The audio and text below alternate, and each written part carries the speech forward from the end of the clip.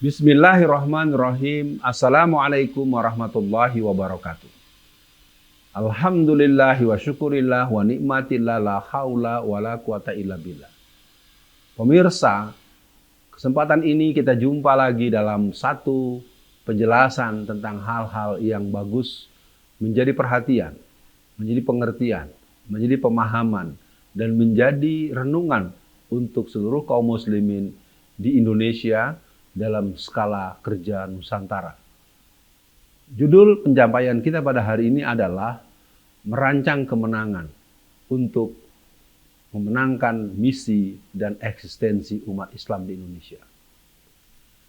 Tentu kita akan mendengar dalam hari-hari, setiap hari ada azan, ada kalimat yang sering diperdengarkan kepada kita. Hayya 'alas shalah, hayya 'alas shalah. Ada satu kalimat yang sering juga diperdengarkan. Hayya 'alal falah, hayya 'alal falah. Mari kita menuju kemenangan. Pastinya kemenangan yang sejati, kemenangan yang asasi adalah kemenangan kita berhadapan dengan Allah di hari akhirat nanti, dalam posisi kita berada di surga yang kita inginkan dan surga yang derajat yang tertinggi. Tentu itu keinginan kita secara subjektif bagi orang-orang yang beriman dari masa ke masa. Kita akan mengawali kenapa judul ini dikedepankan.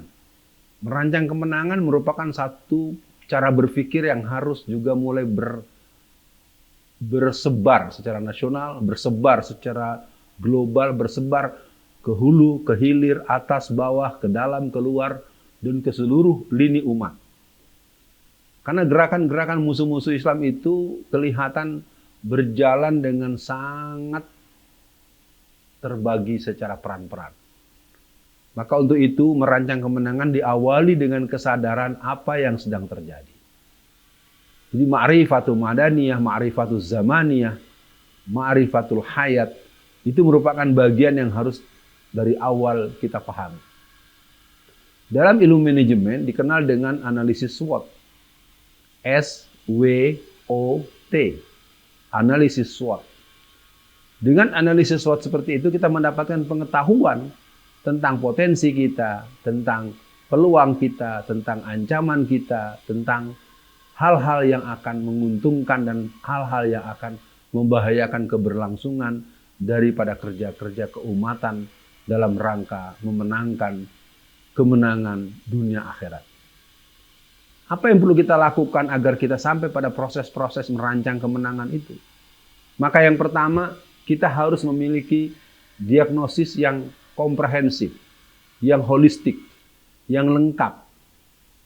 Diagnosis berarti kita mempunyai pembacaan yang tidak sekilas, tidak berdasarkan kasat mata. Dia berdasarkan ilmiah, berdasarkan alamiah, berdasarkan ilahiyah.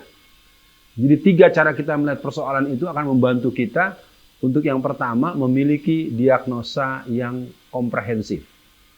Ini pun menjadi salah satu mata kuliah di Fakultas Kedokteran yang berhubungan dengan pembicaraan, diagnosa, apa, dan bagaimana. Yang kedua adalah merumuskan grand strategi yang tentu akan masuk di sana nanti grand planning. Nah itu harus dilakukan bukan dengan satu kepala. Perbincangan-perbincangan bisa dilakukan dengan menggunakan tenaga-tenaga generasi muda yang tentu generasi yang hanif, generasi yang tertib ibadahnya, generasi yang 5 waktunya tidak tinggal, generasi yang hafal Quran, dan generasi yang mempunyai pelajaran secara akademik di tempat yang paling top, PhD atau doktor.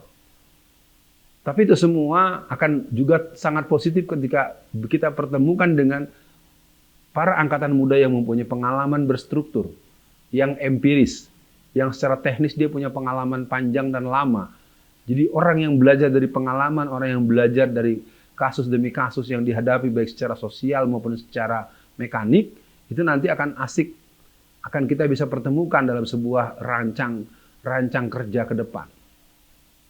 Yang ketiga, kita butuh pembimbingan, mursyid, musyrif.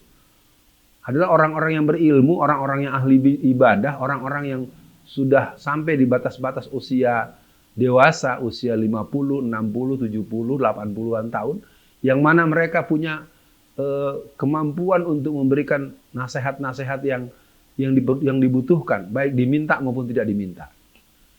Apalagi orang-orang tua tersebut memang juga punya pengalaman langsung di masa mudanya. Nah, setelah itu kita butuh dukungan-dukungan, baik yang berhubungan dengan finansial, media, dan lain-lain, dan juga dukungan tingkat keharmonian dalam rumah tangga. Jadi, keutuhan rumah tangga, kemesraan, romantisme yang alami, yang islami, yang ilahiyat, ini akan menjadi sangat kuat. Nah, kemudian kita memang memiliki tenaga-tenaga penggerak yang punya mentalitas, yang punya life skill yang beragam. Nah, untuk itu merancang kemenangan bisa kita lakukan di berbagai bidang. Ada 2 bidang yang sangat tercecer di kalangan kaum muslimin.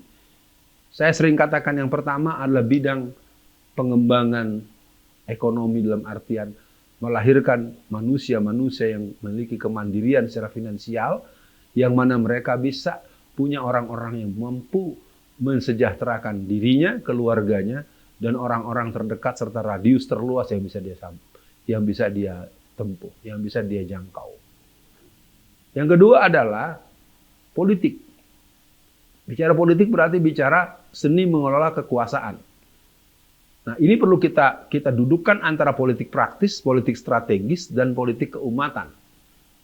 Artinya bahwa umat Islam tidak akan pernah punya kemudahan, kelancaran, ketenangan, kenyamanan kalau hal yang berhubungan dengan kekuasaan, yang berhubungan dengan keuangan, kekayaan, dan kekuasaan tidak dimiliki dalam tempat bertapak orang-orang yang beriman, orang-orang yang meyakini Allah dan Rasul-Nya, yang menyakiti Allah dan hari akhirat, maka itu tidak akan pernah mengantarkan kemenangan yang hakiki. Banyak hal yang bisa dilakukan, maka kemenangan tersebut harus kita mulai rebut di tempat-tempat yang terdekat, yang berhubungan dengan peluang, berhubungan dengan kemampuan kita mendapatkan pemasukan yang halal dan berkah, dan kemampuan kita merebut posisi-posisi yang membuat kita memiliki otoritas. Tentu merancang kemenangan ini perlu dibicarakan, ada yang terbuka, ada yang tertutup. Yang jelas kita harus punya perencanaan. Ya ayyuhallazina amanu taqullah wal tanzur nafsum ma qaddamat lighad. Ini terdapat dalam surat 59 ayat 18. Wahai orang-orang yang beriman, wahai orang-orang yang beriman, maka perhatikanlah apa yang akan terjadi esok. Dan tentu bagian ini menjadi bagian yang harus kita perhatikan, dan merancang kemenangan tidak akan pernah membawa kita pada penyesalan. Karena kita sudah menghitung langkah, kita sudah membaca peluang, kita menghitung ancaman, kita menghitung kemungkinan dan berbagai hal, dan kemudian kita lakukan kerja-kerja yang mengarah kepada pencapaian. Untuk itu diperlukan kesatuan hati, untuk diperlukan pemahaman dalam perspektif matrikulasi akademis maupun matrikulasi teknis, serta penyamaan frekuensi dalam menghadapi segala persoalan. Tumpuannya adalah Al-Quran dan Sunnah Rasulullah. Dan ini tidak boleh lepas. Sehingga kita akan sampai kepada sebuah kesepakatan ketika Rasulullah satu hari menggenggam tangan putrinya Fatimah Az-Zahra. Wahai putriku, dalam waktu yang tak lama lagi aku akan meninggal dunia. Maka Fatimah menjawab, wahai ayah, tak usahlah berkata seperti itu. Aku pasti akan meninggal. Tapi aku tidak bisa mewarisi apapun kepadamu. Aku tidak punya harta, aku tidak punya kekuasaan. Maka Rasul mengatakan dalam bahasa yang sangat luar biasa, wahai Fatimah, taraktu fikum amraini bima tamassaktum bihima kitabullah wa sunnatur rasul wa rasulihi. Aku wariskan kepadamu Al-Quran dan sunnahku.